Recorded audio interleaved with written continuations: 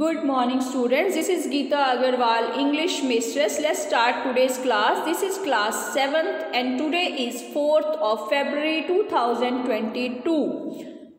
Let's read the assignment sent by Department of School Education Punjab. प्यारे विद्यार्थियों, आज आपां तुहाडे बुक दा lesson 9 दे आपां lesson reading करांगे ते तुसी हुण तक इसके वर्ड मीनिंग कर चुके हैं। जे तुसी पिछली वीडियो नहीं देखी तो तुसी मेरा चैनल सबसक्राइब करके पिछली वीडियोस भी सारियां देख सकते हो। असी बहुत वधिया तरह सिलेबस नूं एक एक्टिविटी दो एक्टिविटीज़ करके बड़ी वधिया तरह सिलेबस चल रहा है। सारे लैसनस पढ़े जा रहे हैं इंग्लिश के, बहुत वधिया तरह एक्सरसाइजिज करवाइया जा रही ने। सारा कुछ पंजाबी च बड़ी ईजी लैंग्वेज समझाया जाता है। इस करके जे तुसी चैनल ते नवे हो तो चैनल को सबसक्राइब जरूर कर लियो तां जो तुहाडा सिलेबस नाल नाल चलदा रहे। पेपर भी जल्दी आने वाले ने, तैयारी तुहाडी वधिया हो जानी है। चलो हुण आपां अज दी एक्टिविटी शुरू करते हैं। अज हैगी रीडिंग एक्टिविटी, तो आओ हुण आपां इह लैसन नूं पढ़ीए। अ ट्रैजर हंट। ट्रैजर की हुंदा बच्चों? सब तो पहला तो ट्रैजर का मतलब हुंदा है खजाना। हंट इत्थे मतलब कि ट्रैजर नूं लभना, treasure hunt. One day Sagar went to a library. एक दिन सागर एक लाइब्रेरी च गया। There he found an ancient book. उत्थे उसनूं एक बहुत ही पुरानी प्राचीन किताब मिली। He flipped through the pages of the book. उसने उस बुक के पेज पलटाए। In the book he saw a big sheet folded neatly. तो उस बुक विच उसने देखा कि एक बहुत बड़े पेज नूं फोल्ड करके मोड़ के बड़ी सफाई नाल उसदे विच रखिया होया सी। He opened the sheet and saw that it was a treasure map. उसने उस पेज नूं खोलिया, उस शीट नूं खोलिया ते देखा कि यह तो किसी खजाने का नक्शा है। Hurray! I am going to find the treasure and have some fun. उसने कहा कि मैं इस खजाने नूं लभन जावांगा अते मज़े करांगा। He said to himself. उसने अपने आप नूं कहा। प्यारे विद्यार्थियों, जे तुहाडे कोल बुक है तो तुसी अपनी बुक का पेज नंबर 96 खोल के रखो, नाल नाल चलो, बुक दे ऊपर देखो। तो जे कोई वर्ड नहीं समझ आया या वर्ड नवा है तुहाडे लई तो वही पंजाबी नाल दी नाल अपनी बुक दे ऊपर लिख लैनी है। तो बाद दे विच खुद भी इसनूं पढ़ के अपने टीचर नूं इहदियां छोटियां छोटियां 30 सेकंड्स 1 मिनट की क्लिप बना के भेजनी है रीडिंग करदियां दी। ठीक है, हाँ। I am going to find the treasure and have some fun, he said to himself. Sagar set off for the treasure hunt. Set off क्यों होता है? To start, शुरू करना। तो सागर उस खजाने नूं लभन दे लई तुर पिया। He walked and walked. वो बहुत तुरिया and finally reached a forest. ते फिर एक forest ते पहुंच गया। forest की होता है? जंगल। In the forest he met a lion. forest दे विच उसनूं एक शेर मिलिया। You are strong and brave. तू बहुत ताकतवर अते बहादुर है। I am going on a treasure hunt. मैं एक खजाना लभन जा रहा हाँ। Will you come with me? की तू मेरे नाल आएगा? Said Sagar to the lion. सागर ने शेर नूं कहा। The lion agreed. Agree की हुंदा बच्चों? हुणे ही लिख लो इनू, ये बार बार आना है। अग्री मीन्स सहमत हो जाना जा मान जाना। अग्री मीन्स मान जाना जा सहमत हो जाना। The lion agree to go with him. तब शेर मान गया उहदे नाल जाण लई। They both went into the forest. वो दोनों जंगल विच गए। The forest was dense and dark. जंगल बहुत ही घना अते नेरे वाला सी, मतलब बहुत ही घना सी जिस करके कि उत्थे सूरज की रोशनी भी नहीं पहुँचती सी। सागर वॉज स्केयर्ड। सागर डर गया। But they cross the forest easily. वो डरिया होया सी सागर, पर उन्होंने जिहड़ा जंगल सी वो बड़े वधिया तरह क्रॉस कर लिया बड़ी आसानी नाल। Because the lion was by his side, क्योंकि शेर उसदे नाल सी। Then the two of them reached a mountain. फिर वो दोनों एक पहाड़ ते पहुँचे। There they met an eagle. उत्थे उन्होंने एक बाज मिलिया, एक ईगल मिली। You have excellent eyesight and you can alert us to dangers. तो उसने कहा कि सागर ने कहा कि तेरी आई साइट बड़ी तेज है, तेरी निगाह बहुत तेज है, तू सानू दूरों कोई जे कोई खतरा होया तो तू सानू पहला ही अलर्ट कर देगी। We are looking for treasure, असी खजाना लभ रहे हैं। Will you come with us, की तू साडे नाल आएंगी। Said Sagar to the eagle, Sagar ने ईगल नू कहा। द ईगल अग्रीड, अग्री पहला भी दसिया तुहानू की हुंदा है, सहमत हो जाना जा मन जाना।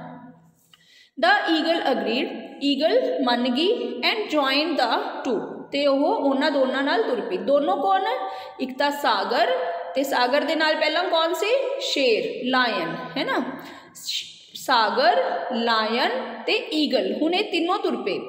The mountains were tall and craggy, mountains की सी, उच्चे उच्चे सी ते बहुत ही क्रैगी सी, मतलब उबड़ खाबड़ सी।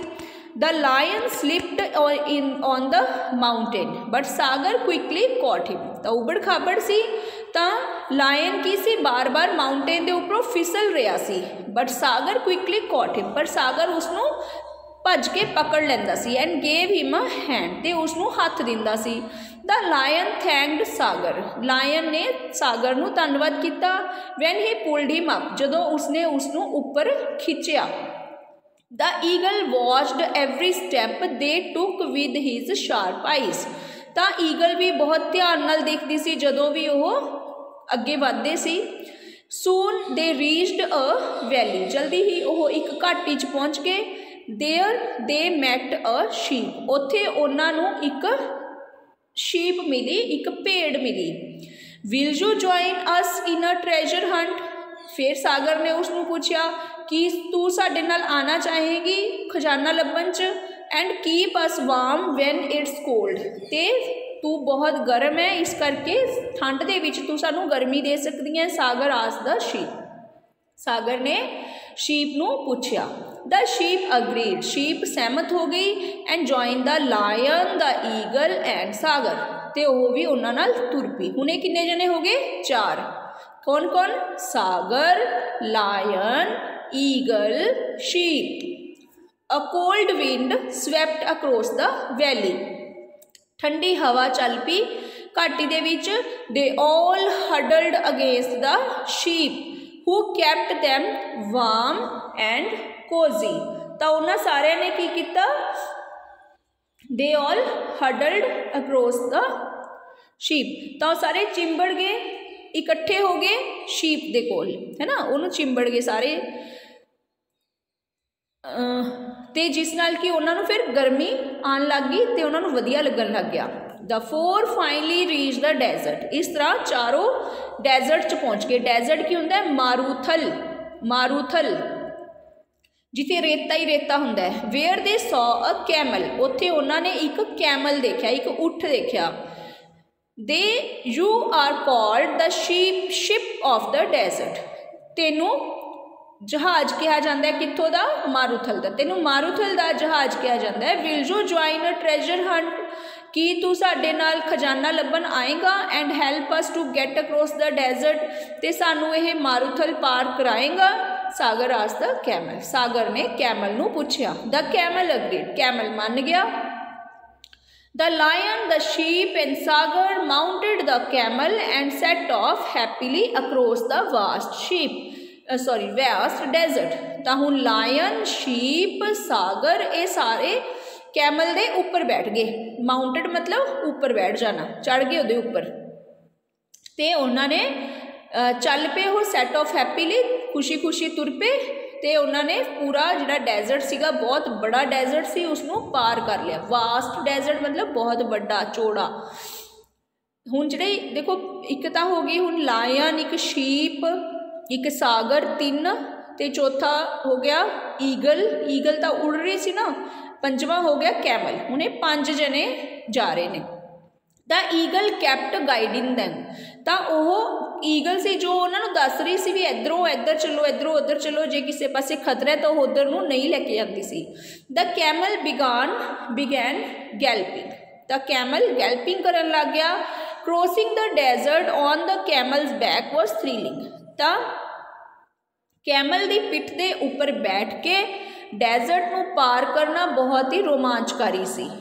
The 5 finally reach the ocean where they met a turtle. तो हुण 5 दे 5 कित्थे पहुँच गए? ओशन ते पहुँच गए। ओशन की हुंदा है? महासागर।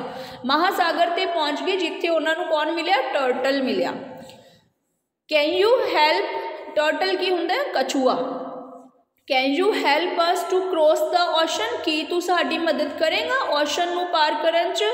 We are on a treasure hunt. असी एक खजाना लभ रहे हैं। Said Sagar to the turtle. Sagar ने टर्टल नू कहा। The turtle agree. टर्टल मान गया। And join the lion the eagle the sheep the camel and Sagar. तो यह भी इन्हां दे नाल तुर पिया। The rough waves almost drowned them, but the turtle swam skillfully।